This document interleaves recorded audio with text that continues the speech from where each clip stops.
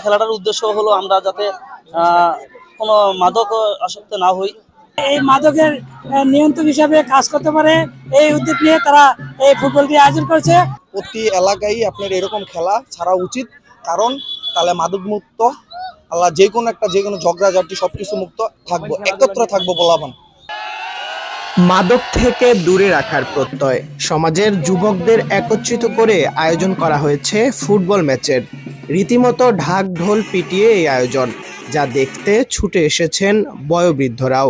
যার যেরকম সুবিধা বসে পড়েছেন মাঠের কোনায় কোনায়। গ্রাম বাংলার চিরচেনা এই দৃশ্য আরও একবার ধরা পড়ল ক্যামেরায়। খেলাধুলা একটা সাবলীল মানসিক বিকাশে সহায়তা করে, সেই জন্য এই খেলাধুলার আয়োজন।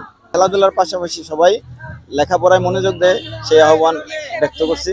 আমাদের এই বকুলতলা গ্রামটা আপনার দীর্ঘ অনেক বছর আপনার নির্যাতন হয়েছে, কষ্ট করছে, ঘর দুয়ার লুটপাটের শিকার হয়েছে বকুলতলা গ্রাম। তো এখন আমরা সামনের দিকে চলার জন্য আমরা ভেদাভেদের ভিতরে যাইতে চাচ্ছি না।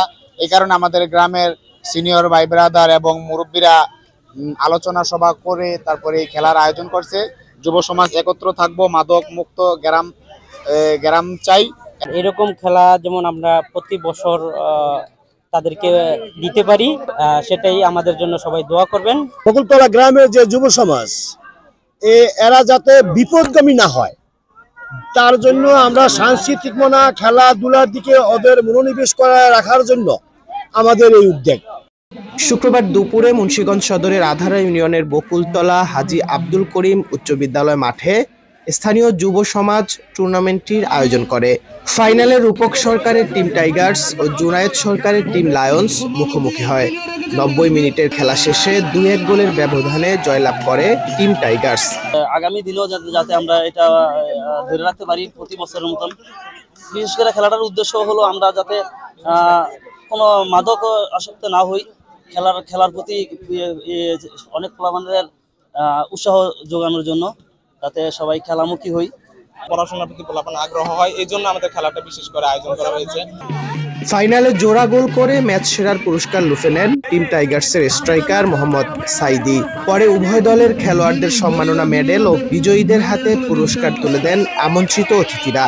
মোহাম্মদ মিসির সরকারের সভাপতিত্বে ফুটবল ম্যাচে প্রধান অতিথি হিসেবে উপস্থিত ছিলেন স্থানীয় সমাজসেবক মোহাম্মদ মশিউর সরকার। বিশেষ অতিথি ছিলেন আফি সরকার ও ইহাবি সরকার। এছাড়াও উপস্থিত ছিলেন জহির সরকার, আব্দুল হক সরকার, নিজাম সরকার, শব্দু মোল্লা, রমজান গাজী, আবু তালেব কবিরাজ, দাদেম সরকার, সলমান ব্যাপারী, মহসিন সরকার, কাশিম সরকার, লাবলু সরকার, আসলাম মাস্টার, জুন্নু সরকার, বাবুল সরকার, নূর ইসলাম সরকার, সালাম মুন্সি, আঞ্জু সরকার, কায়েম সরকার, বিপ্লব সরকার, আশেদ লস্কর, জহির ইসলাম মোল্লা, মনু মোল্লা, আশিক পাইক, আক্তার মাতবর, আলাউদ্দিন মোল্লা, সুজন সরকার, রুহুল আমিন সরকার, জাহাঙ্গীর হাওলাদার সহ এলাকার গণ্যমান্য ব্যক্তিরা। শিহাব আহমেদ, আমার বিক্রমপুর।